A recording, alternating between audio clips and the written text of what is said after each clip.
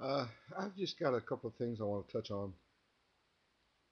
Um, there's a couple of things that they're going to do related to the census and related to gun laws that kind of have me bothered, curious, a little befuddled. And and one of those things is they want to put a GPS marker on every front door in the country. And this is going to be attached to the census surveys. And I don't understand why they would. Well, I've got my theories about why they would want to do this. And it all hinges on what kind of questions they're going to put on this survey. The survey is not meant to identify, it's meant to simply count people and then separate those numbers by demographics. Demographics such as men versus women, uh, whites, Caucasians versus Hispanics and African Americans and Asians and everybody else. Uh, so why would they need a GPS marker on the front door to be attached to these surveys? That way they can identify the people who are living in that house. That that's kind of an odd thing to me. It seems to me like they're trying to I don't know, maybe set something up. Uh, it's rather bothersome. Another thing that's kind of bothersome is the this national gun registry. Uh, Obama wants to have every gun in the United States registered to its owner, and he wants to make that list available to other nations. That's bothersome to me. That's when somebody on CNN finds that bothersome. Then wow, that's pretty crazy. If somebody if somebody on CNN, the Clinton News Network, finds that bothersome, then it must really be bad. So you take that for what it's worth. But you might kind of think, what, how much is that information worth to somebody who might want to do harm to people in this country?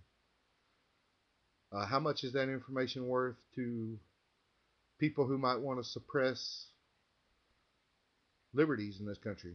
I mean, if you have an identifying marker on everybody's door and they know that you in that house have three guns, and if they know that you in that house may vote a certain way, if they know that you and the people in that house may have certain opinions about certain subjects, then it makes it all that much easier for the government to identify its potential targets.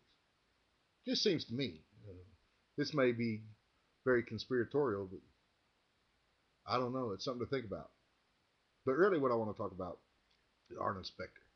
And I know this thing's been beat all to hell, but I want to talk about his reason for leaving the Republican Party. And personally, I could care less if he leaves the Republican Party and goes to the Moonbat Wing Party. That's for you, G. Uh, he said that the Republican Party is moving too far to the right. Excuse me, but wasn't the candidate for the Republican Party in 2009, wasn't that John McCain? John McCain's too far to the right? I don't know what you're thinking. But let's observe this. He said that the Republican Party is no longer the big tent party of Reagan. Okay, let's analyze big tent parties. Let's see. Let's talk about the Democrat Party. How many pro-lifers are in the Democrat Party? Well, I wouldn't say there's probably very many. In fact, I would probably say there's more pro-choice people in the Republican Party than there are pro-life people in the Democrat Party. That's probably fair to say. How about physical hawks? How many physically stringent, tight, conservative people are there in the Democrat Party? Probably not very many. How many tax and spend liberals are there in the Republican Party? I would dare say that there's more tax and spend liberal in the Republican Party than there are fiscal hawks in the Democrat Party. Now let's talk about uh, regular hawks, just people who are hawkish towards national security. How many hawkish people are there in the Democrat Party? You can probably count them all on one hand. Now, how many doves are in the Republican Party? I would dare say that there's more doves in the Republican Party than there are hawks in the Democrat Party. And the list goes on. Um, I don't understand how Arlen Spector can think that the Republican Party is a smaller tent party than the Democrat Party. But that's neither here nor there. I could care less what Arlen Spector thinks. Um, Arlen Spector left the Republican Party because he knew he couldn't win the party's nomination for his Senate seat in his state. Simple as that. It was an act of political self-preservation.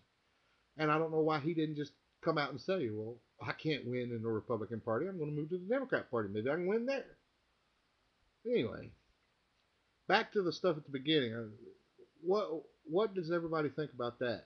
Let's it seems curious to me, and perhaps my ideas are rather conspiratorial, but it's definitely something to think about.